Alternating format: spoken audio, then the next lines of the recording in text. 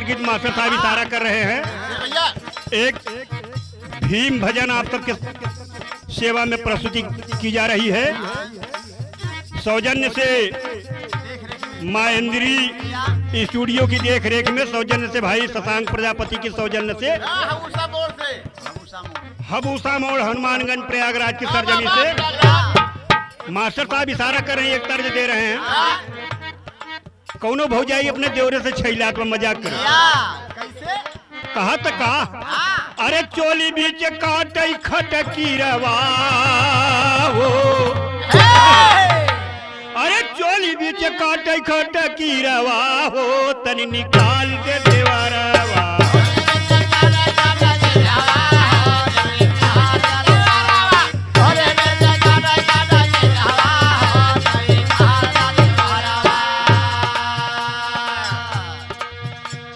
इसी भाव में यह गीत जा रहा है, भीम भजन।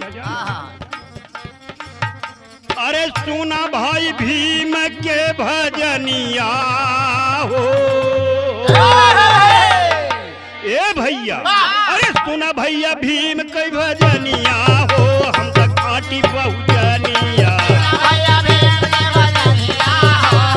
खाटी बहुजनिया,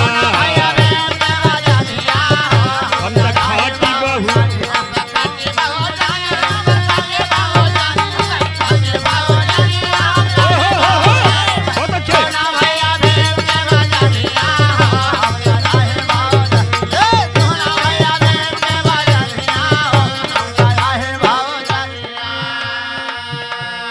गीत में कहना है बाबा साहब के व्यक्तित्व और कृतित्व को यहाँ पर दिया जा रहा है कि धन्य धन्य बाबा साहब रहे नौभागी,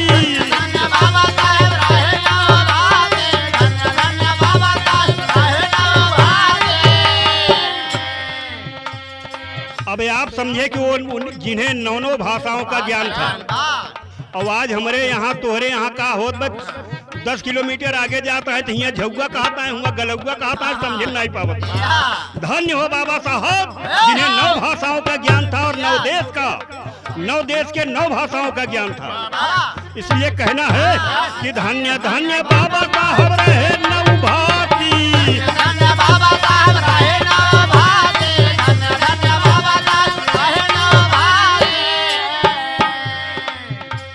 मात्र 33 वर्ष की अवस्था में संविधान निर्माता परम पूज्य डॉक्टर BR अम्बेडकर साहब कितने वर्ष में, मात्र 33 साल की अवस्था में 32 कला के माहिर यानी 32 डिग्रियां हासिल किया उन्होंने। इसलिए कहा जाता है धन्य धन्य बाबा साहब रहे नौभागी,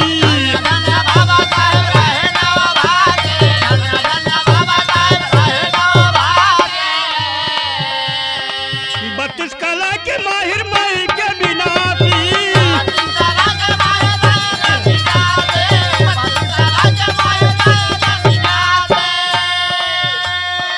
32 डिग्रियां हासिल करके बड़े बड़ों का घमंड चकनाचूर करने वाले बाबा साहब मई के विनाशी। न उन्होंने अहंकार को अपने अंदर लिया और न किसी अहंकारी को अपने सामने पनपने दिया। ऐसे थे बाबा साहब। अरे बाबा साहब त्यागी बलिदानिया हो,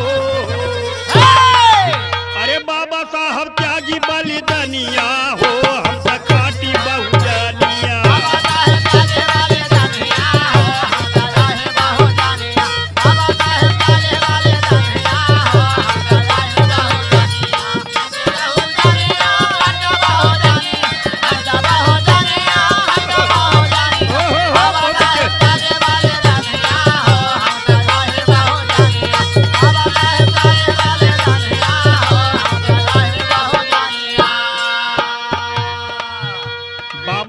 जब 6 दिसंबर 1956 को दुनिया से चले गए, जब उनका निर्वाण हो गया, पर निर्वाण हो गया, मृत्यु से पहले उन्होंने, उनका निजी सेक्रेटरी एक नथु सिंह थे, उन्होंने कहा कि नथु आज तो यह समाज वैल्यू नहीं कर रहा है, नहीं जग रहा है। मेरे मरने के बाद यानी जब मैं 100 साल से ज्यादा हमारी जब उम्र हो जाएगी तो देश नहीं पूरे दुनिया का सबसे बड़ा नेता हमको लोग मानेंगे।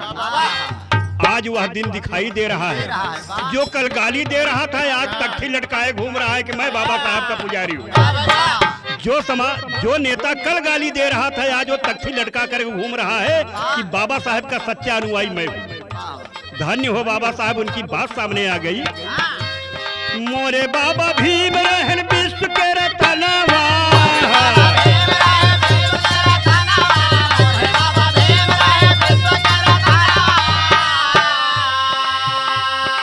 लालचंद भाई आंसू आ जाता है आंखों में। जिन्होंने अपने 4-4 बच्चों को मरते अपने आंखों के सामने देखा, उनका कफन दफन तक नहीं किया। समाज को जगाने का और समाज को सच्ची आजादी दिलाने के लिए अपने बच्चों को कुर्बानी दे करके हमेशा पढ़ाई में लगे रहे और पढ़ करके देश का, दुनिया का सबसे बड़ा विद्वान, पहला विद्वान बन करके भारत के सोई हुई समाज को जगाने का काम किया। उन्हें मैं सशक्त नमन करता हूँ। मोरे बाबा भीम रहे देश के रतनवा, बाबा भीम रहे देश के रतनवा, मोरे बाबा भीम रहे देश के रतनवा।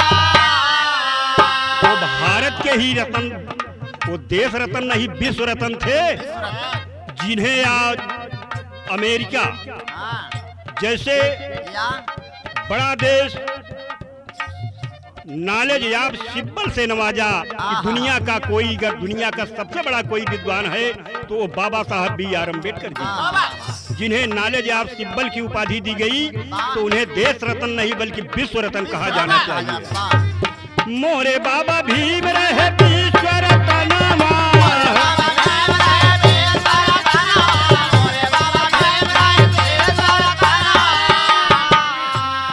देश बदे नहीं देखे बेटी बेटा हनवा,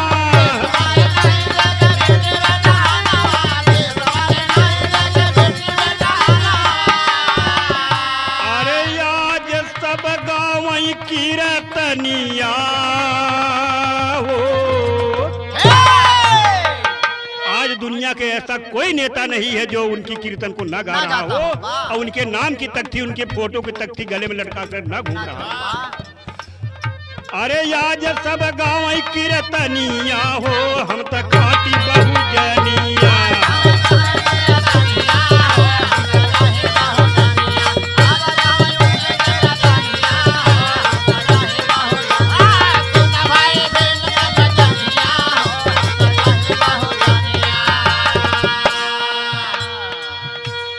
दिसंबर 1956 में बाबा साहेब को इस भारत की सरजमी से, दुनिया से चले जाने के बाद एक द्वितीय अंबेडकर के रूप में इस देश में आए, जिनका नाम भी यह देश का कोई ऐसा आदमी नहीं है जो ना जानता।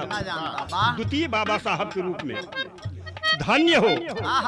सन 78 में आए काशीराम हो,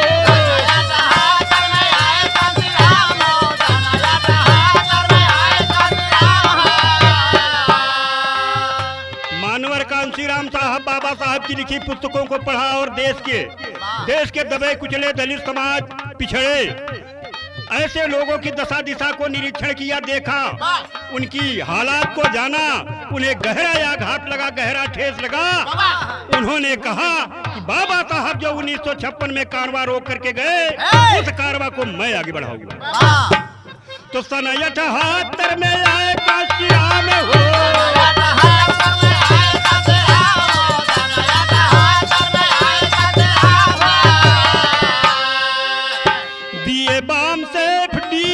और BSP का पैगाम हो। एक संगठन बनाया। 6 दिसंबर 1978 को मानवर कांशीराम साहब बामसेफ एक मिशन बना करके लोगों को जगाने का काम किया। फिर 1981 में 6 दिसंबर 1981 में जब बाबा साहब का परिश्रम रंग लाया, मानवर कांशीराम साहब का जब परिश्रम रंग लाया, तो 6 दिसंबर 1981 को DS4 एक दूसरा संगठन बनाया और पैदल चल करके भारत के सरजमी में दबे कुचले हुए आवाम, दलित, मजलूम, एससी, एसटी, ओबीसी समाज के लोगों को जगाने का काम किया कि जागो समाज के लोगों, कब तक गिड़गिड़ाते रहोगे। अधिकार कोई भीख नहीं है कि मांगने से मिल जाएगी। देश के लोगों को जगाने का काम किया। अरे नीला झंडा हाथी बानी सनिया हो, DS4 बम से जब रंग लाया तो 14 अप्रैल 1984 को मानवर कांसीराम साहब एक राजनीतिक पार्टी का रूप लिया, जिसका झंडा नीला और चुनाव चिन्ह हाथी बनी। अरे नीला झंडा हाथी बने सनिया हो, हम तक काटी बहुजनिया।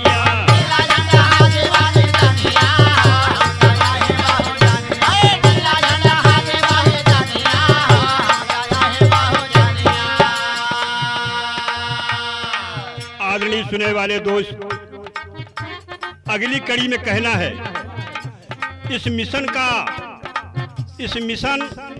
की सोच क्या थी एकदम प्रत्यक्ष दिखाई दे रहा है। और नहीं तो इस दबे कुचले समाज के लोगों से पूछ लिया जाए कि मानवर कांसीराम साहब के आने के बाद समाज की दशा दिशा क्या थी, पहले क्या थी, और उनके जाने के बाद, आने के बाद क्या है आज। हाथी मोरे बहुजनियन का नाज हो,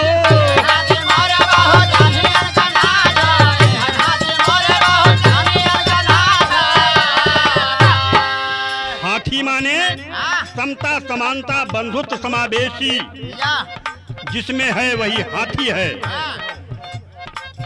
हाथी मोरे बहुजनियन का नाज हो,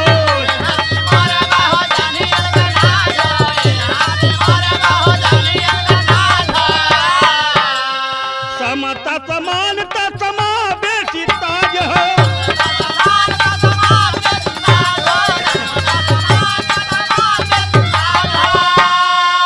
बहुजन समाज के लोगों, हम गीत के माध्यम से आपसे अपील करते हैं कि जब जब आपको मौका मिले, इस प्रजातंत्र के त्योहार में, लोकतंत्र के त्योहार में, जब जब आपको मौका मिले, अरे जमी के दाबे हाथी कई बटनिया हो, हम तक खाटी बहुजनिया। अरे जमी के दाबा हाथी कई बटनिया हो,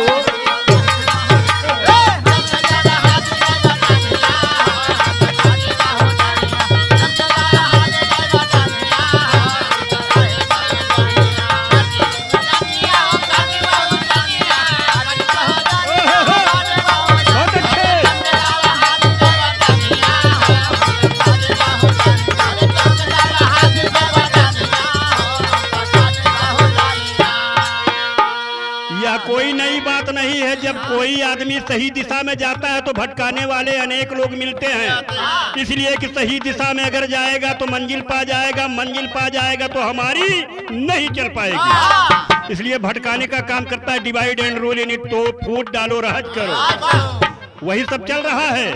इसलिए कहना है, एक मंत्र गीत के माध्यम से दिया जा रहा है, जो बाबा साहेब ने कहा, शिक्षित बनो, संगठित रहो, संघर्ष करो।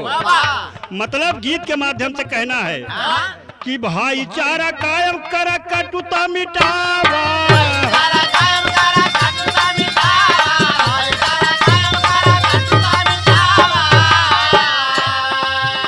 तथागत बुद्ध ने कहा,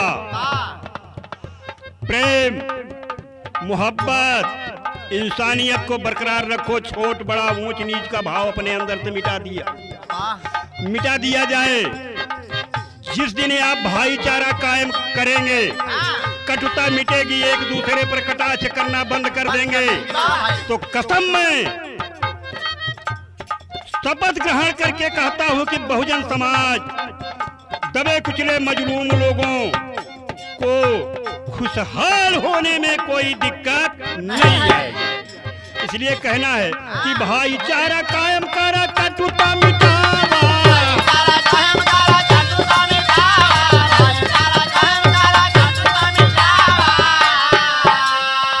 देश प्रदेश में परचम लहरावा,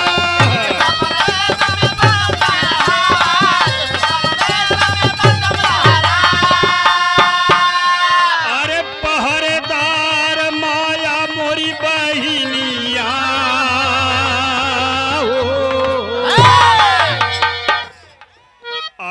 श्रोता बंधु, जिसे आयरन लेडी की उपाधि मिली। आप जानते हैं जब जब बहन आयरन लेडी मायावती का शासन था, बड़े बड़े अधिकारियों की पैंट गीली हो जाती थी। क्यों? अभी आप लोग समझ गए होंगे कि पैंट क्यों गीली होती थी। शासन ऐसा होना चाहिए कि किसी के साथ गलत व्यवहार न हो। अपराधी है तो अपराधी है, कोई भी समाज का। इसलिए कहना है कि पहरेदार माया मोरी बहिनिया हो, हम